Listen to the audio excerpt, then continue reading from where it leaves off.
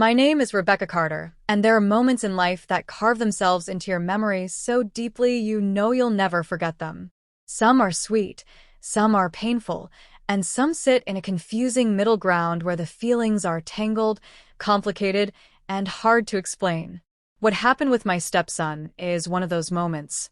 Even now, when I think back on it, my chest tightens, my eyes blur, and I wonder how everything unfolded the way it did. I met my husband, Daniel, just over a decade ago. He was a single father at the time, raising his son Ethan after a divorce that left him more tired than bitter. Daniel was a good man, solid and steady, the kind of man who always showed up for people even when he was running on empty. He worked as a trauma nurse at the hospital, a career that demanded everything from him: time, energy, patience, but he carried the weight with quiet dignity. When Daniel and I started dating, I knew he came as a package deal. Ethan was 12 then, small for his age, quiet and cautious around me. I didn't take offense, I understood. His world had already been shaken by his parents' separation, and I was just another change being introduced into his fragile balance. But slowly, we began to connect. At first, it was little things. I'd sit with him while he worked on his math homework, or I'd make popcorn for us when he wanted to watch superhero movies. Sometimes, when Daniel had late shifts, Ethan and I would order pizza and talk about school, his friends, or the books he liked. He wasn't the type to open up easily, but he started trusting me. That trust meant everything to me. When Daniel and I married, Ethan stood beside his father, his eyes proud but uncertain, as though he wasn't sure what this new chapter would hold. I promised myself that day I would never try to replace his mother. I just wanted him to know I was there for him, no matter what. Over time, our relationship grew into something warm and dependable. We weren't perfect, but we had a bond one valued more than I can express. Years passed, and Ethan grew up before my eyes. He shot up in height, his shoulders broadening, his voice deepening. The awkward middle schooler turned into a confident young man who had just finished his freshman year at college. When he came home for summer break, I expected it to be like every other summer, filled with barbecues, laughter, and family time. But this summer was different. Something happened, something that still leaves me speechless when I try to put it into words. The change began subtly. Ethan started talking to me in ways he never had before. Instead of quick updates about his classes, he began confiding in me about his doubts, fears, and the weight of expectations he felt pressing down on him. He worried about whether he'd chosen the right major, whether he was living up to his father's standards, whether he was enough. I remember one evening when Daniel was at the hospital, and Ethan and I sat on the patio, eating dinner together. It was a warm evening, the kind where cicadas hummed in the background and the air smelled faintly of cut grass. I grilled chicken and made corn on the cob, and we ate under the soft glow of the porch light. At one point, Ethan leaned back in his chair and said softly, "Sometimes I feel invisible to Dad." The words cut me deeply. Daniel was a devoted father, but his job consumed him. I knew how much he loved Ethan, but I also saw the way his attention was stretched thin. Ethan's confession broke my heart. I reached across the table and placed my hand over his, telling him, "You're not invisible, not to me."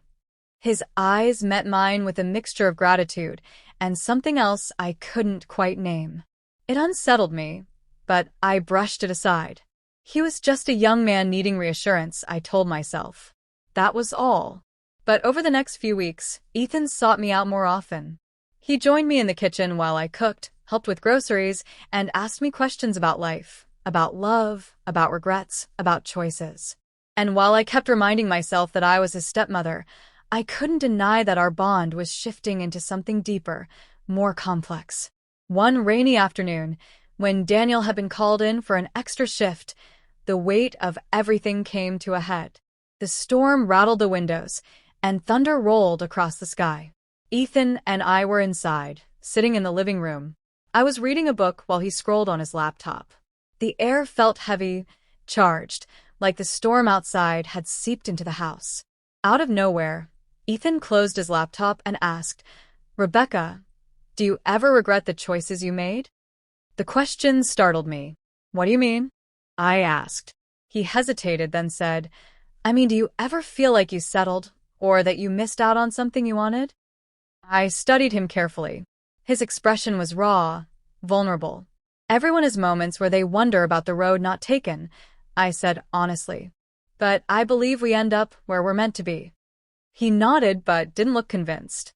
Then he whispered, almost too softly to hear, sometimes I just wish someone really saw me.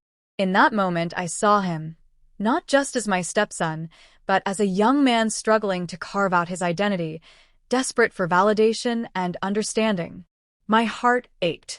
I reached out, pulling him into a hug, and he clung to me with an intensity that caught me off guard.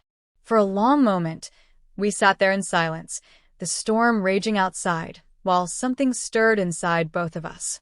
That moment didn't cross any lines, but it shook me. It forced me to confront the truth.